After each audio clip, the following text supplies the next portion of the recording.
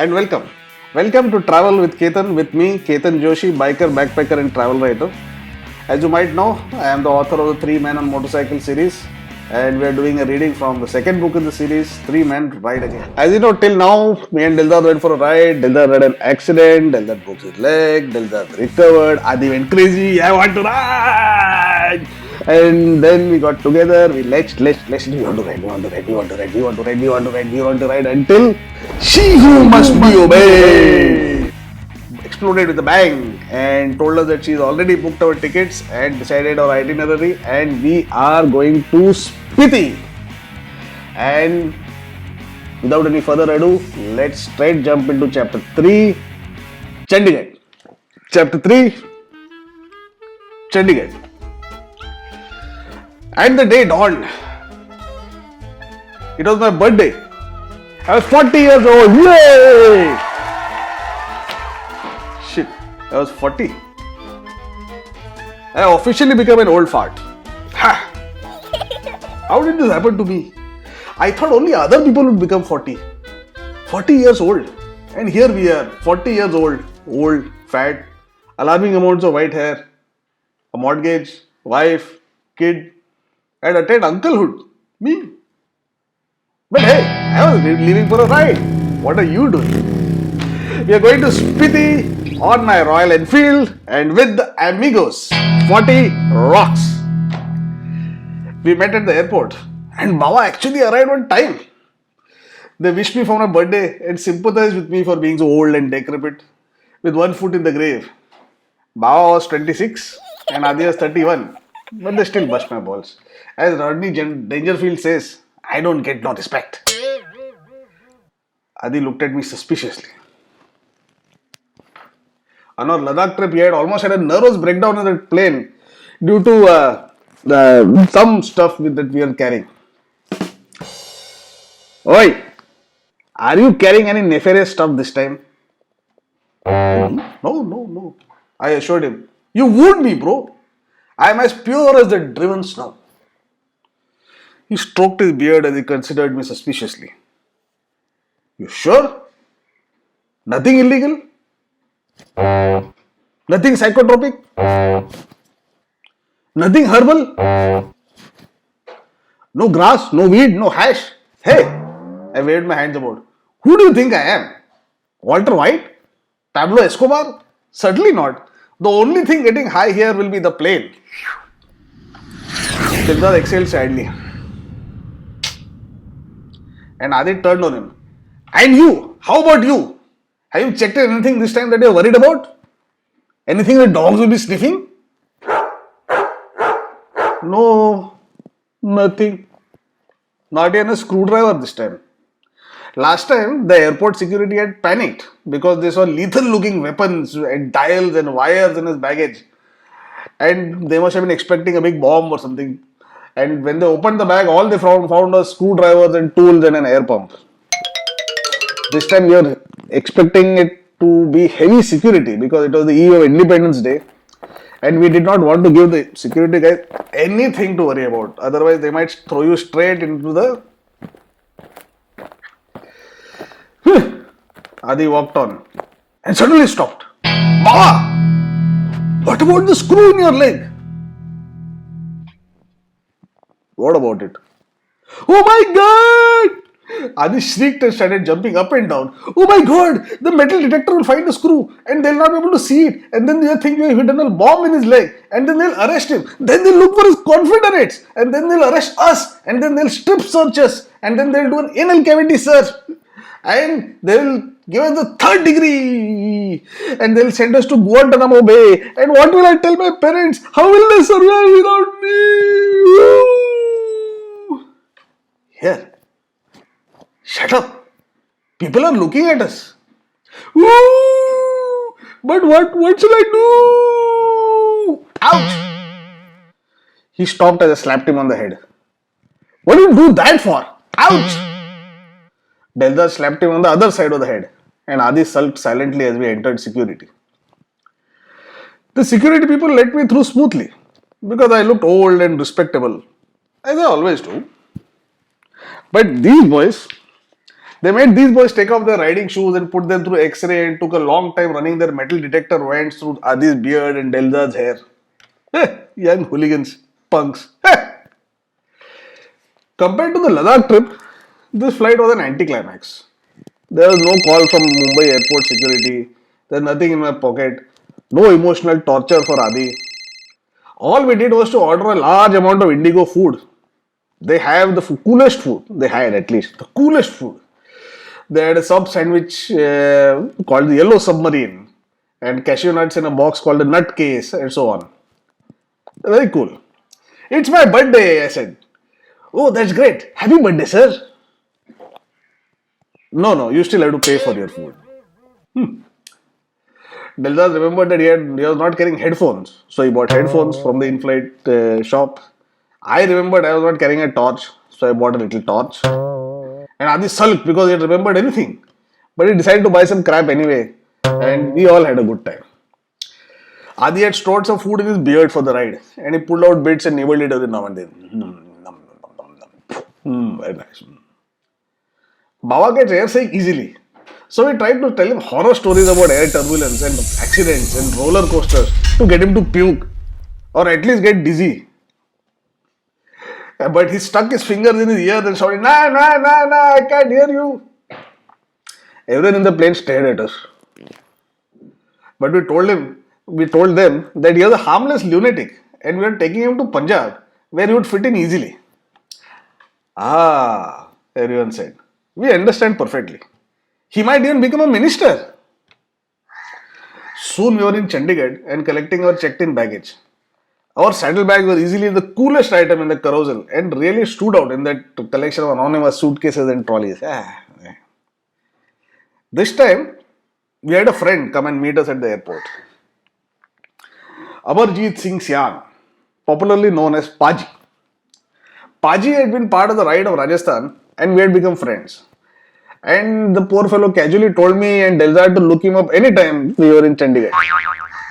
Since we are a shameless bunch of pylons, we took him up on his kind offer and asked him to come and pick us up at the airport so that we could save money on the taxi. Since he was a hospitable Punjabi gentleman, he did not tell us to fuck off you leeches and book your own goddamn taxi, as a Mumbaikar might have done. Instead, he was quite excited for us and insisted on coming down himself to meet us and decided to take care of us all through our stay in Chandigarh.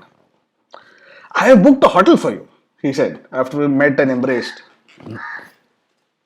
So I will take you there first so that you can check in and relax and then we'll go and pick up your bikes from the station.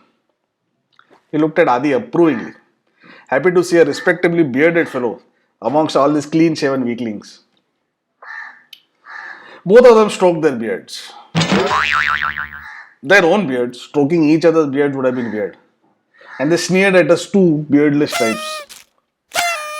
Paji really endeared himself to Adi by pulling out a bit of yesterday's dinner for his beard and tasted it. Try some? He offered Adi, and Adi was enchanted. Thank you.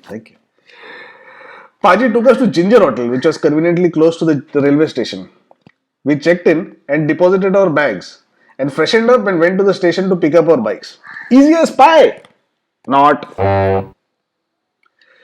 This was where the plan fell off the rails a bit. We went to the station and we found two things. A, only one bike had reached Chandigarh. The other two had not. And two, the parcel office was closed for the day. And even that one bike could not be collected. What the? Where had the bikes gone? A cold hand seemed to fall over my heart. How can bikes vanish from a train? We went ferreting around in that luggage hold area and found the bike which had come. It turned out to be my bike. Standing alone and lonely there. The other two bikes were AWOL. Ooh! Adi started wailing and tearing at his beard. My bike! My beautiful bike! Where is my baby? Baba also got into the act and started clutching his hair and beating his breast and wailing, Woo!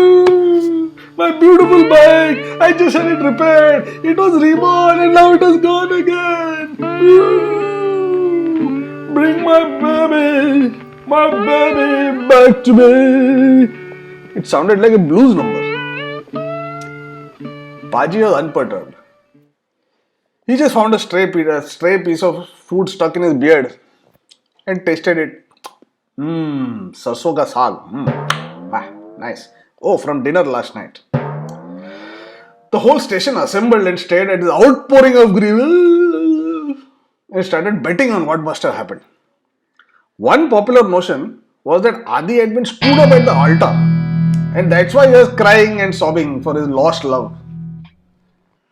Punjab has got a great tradition of star-crossed lovers who go insane, like Laila Majnun, Shireen Farhad, and they felt quite proud that another insane lover had been added to the list, and one with a nice beard as well, very suitable for a Punjabi legend. Another notion was that Bawa was trying out for Indian Idol and was trying to sing a tragic love song with his huge mop of tight curly hair on his head, perverts, and huge Parsi nose. He looked like a new age music star. And traditional Punjabi folk music is all about discordant wailing anyway. Yes! So it might be a new riff on that style. Enthusiastic passengers pulled out a dholak and a tumbi and started playing along to the beat. Balle balle, they cried and started dancing the bhangra and waving turbans about. Just as the weeping was rising to a crescendo, there was a glow in the air. A flapping sound was heard and a crow landed on my bike, tilted its head and said, "Caw! Caw!" We looked at it and it looked back at us. "Caw! Caw! Oh, bagar!" And suddenly Paji went all white and stiff and started sweating. Bharti had possessed him. Oh no. I thought, leave the poor fellow alone. He is paying for our hotel room. I got it. What's the problem? Adi looked up tearfully and started all around her wailing. Hey, my bike! Shut up! Yes, ma'am. Not only Adi, the whole station went silent. Even the dude on the loudspeaker who kept saying, "Yatrigan Kripaya Dhyan dein," or "The train due to arrive at platform 7 will now arrive at platform 11," also went silent. Their tongues cleaved to their mouth, to put it in a literary way. Your bikes are safe. They are? I was amazed. How did she even know? We just found out that they were unsafe a moment ago. They have been sent to Ambala station. They have? But why? Why not to Chandigarh where we are waiting for them? Don't they know how anxious we are? Adi started babbling ferociously. Shut up! Yes, ma'am. There was no room in the Chandigarh train. So they put it in the Ambala one. Go and collect your bikes from Ambala. And Paji gave a jerk and came to life. He was wild-eyed and mopped the sweat streaming from his brow. And so, what happened? It's alright. We are used to it. I explained the situation to him and he waggled his beard intelligently. Ambala is very close to Chandigarh and it's quite common for stuff to end up there instead of in Chandigarh station. Arey Tussi, don't worry ji, Paji said. We will go and collect the bike from Ambala, don't worry. You stay here and get your bike out. And Delzad and you bearded fellow, stop crying and come with me. Chak de phatte, bole so nihal, he cried. And they set out in the car, Paji's beard jutting out with determination. I watched them go and then slunk back to the station to see what can be done about getting my bike. It was like banging my head against a stone wall. When a government person tells you nothing can be done, then nothing can be done. Except by over-trumping him with a bigger government functionary. The trouble, they told me lugubriously, is that I would check the bike in a parcel. and not luggage. The railways have to deliver luggage as soon as the train comes in, but parcels can be delivered only during working hours of the parcel office. Eh? Suddenly I was struck by a suspicious doubt. Tomorrow was Independence Day and the long weekend would start. Would this famous parcel office be working during national holidays and weekends? The various railway people looked at each other and shrugged their shoulders. They didn't want to stick their neck out with a definitive statement. And also, Indians are generally nice people and don't like to say no. So, and no Sarkari guy will admit ignorance. They will always qualify their statements and leave room for maneuver. God knows. Maybe. Probably not. Perhaps their double speak was unending. I threw up my hands in frustration and decided to collect the bike the next day and walked out of that darkened station and waited for the others to come back. As I walked back to the hotel, it was apparent to me that there is much less crush and chaos at Chandigarh station than at most other places, which are more like a mosh pit rather than a road with massive traffic jams and insanely screwed up roads. Then the advantage of being a new city, I suppose, which has been planned and created. Chandigarh is not a historical town. It was created after the partition of India. The capital of the original state of Punjab was Lahore, but that had gone to Pakistan. And so there was no capital for Indian Punjab. The temporary capital of Indian Punjab was set up in Shimla. Nehru decided to create a whole new city from scratch to show the virility of New India and basically say screw you to Pakistan and to England and the British Raj. Screw you all. The first architects he went to were a couple of Americans, Meyer and Nowicki. Both of them were decorated army veterans. Meyer was a mechanical engineer from MIT and also a qualified architect. When World War II broke out, he joined the US Army in the engineering corps and served at fronts in Africa and in India. While in India, he fell in love with the country and was happy to get the contract to create the new capital for Indian Punjab.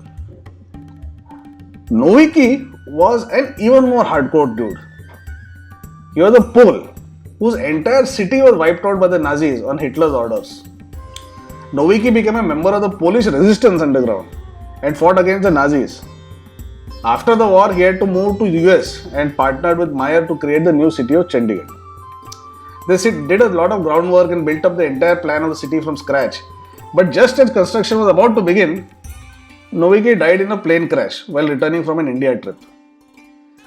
This shocked Meyer so much that he also retired from the project and the Indian government had to get a new architect and they gave it to a very famous Swiss architect called Le Corbusier. Le Corbusier used a lot of the duo's original designs but took all the credit himself. And today no one in India even remembers Meyer and Nowicki. But while it might be a nice place to live in, Chandigarh struck me as being a boring place to visit. The only things worth seeing are an artificial lake called the Sukhna Lake, which is mostly dry as far as I can see, and a seriously weird place called the Rock Garden. It is full of strange figures and statues created by a guy called Nek Chand. And they never fail to creep me out. Nek Chand was a weirdo who used to go through garbage piles and construction debris and make strange statues illegally in a dark forest in the Shivalik Hills.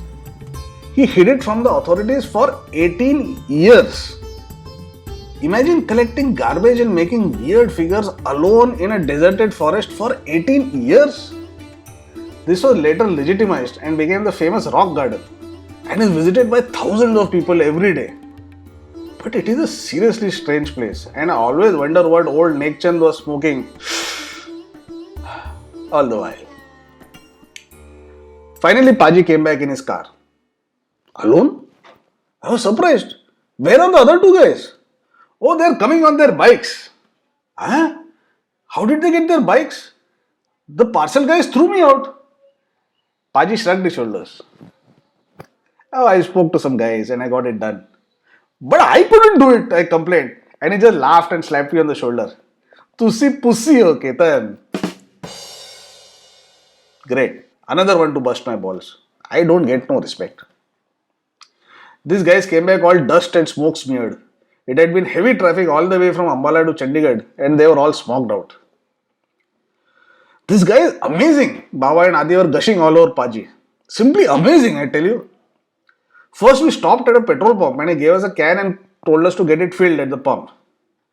But the attendants refused. They said they are not allowed to sell loose petrol, then they would just not budge. This nonsense is done all over India. The cops have given strict instructions to all petrol pumps to not sell petrol in cans. For some reason known only to themselves. So if you are stranded on the road and need petrol, there is no way you can get petrol.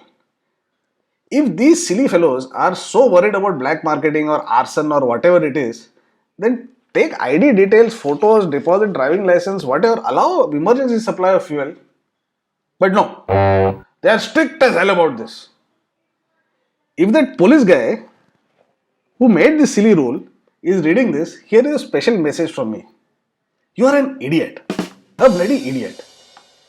I hope you get stranded in the middle of the road every night and no one gives you even a drop of petrol and you have to push your vehicle for miles and miles and miles up a steep incline and you get hernia and your swells up like balloons. Anyway, coming back to the story. But then Paji got out of his vehicle and cursed and cajoled that guy and he ended up filling our can. I don't know how he did it. Then we went to the railway station and those guys refused to hand over the bikes, stating rules and whatnot. Paji went and cursed and shouted at that guy and at his boss and at his boss's boss. And then he got on the phone, got 10 guys over. Those 10 guys made 10 phone calls. Those 10 phone calls made I don't know how many phone calls. And finally the head of the parcel department himself came and personally approved the handover of the bikes. It was amazing.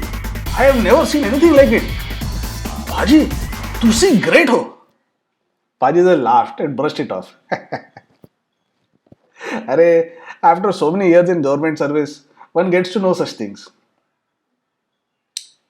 And think of what Bharti would have said if I didn't get the job done. He shivered and made a sign to avoid the evil eye.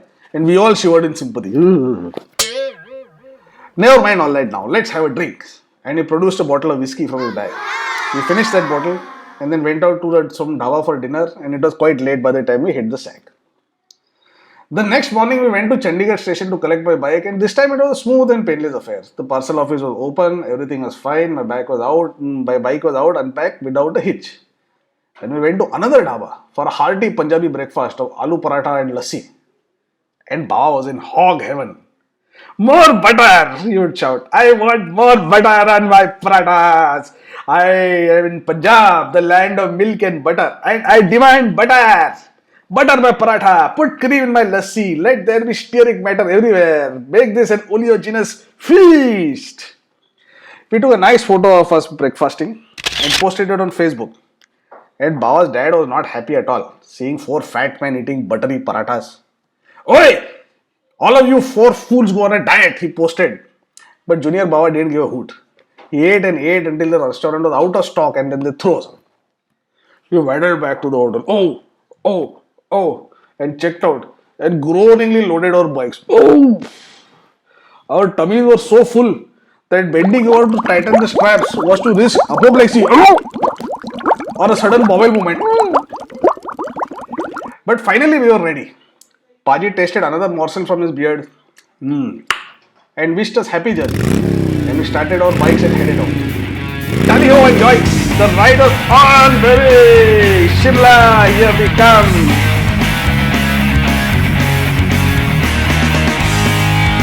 And that's it for this segment, guys. Hope you enjoyed it. Thanks for listening. Do check out my website www.ketanjoshi.net for all my books. Pick up this book on Amazon. The link is down below. And do leave a comment. Let me know what you thought of this video, of this book, and life in general. Do like and subscribe to this. Like this video, subscribe to the channel, ring the bell icon so that you will be. What is the word? You will come to know when a new video is posted. And if you like podcasts, then subscribe to my podcast as well, Travel with Ketan. Again, link is down below. Cheers and see you in the next episode as we ride to Simla.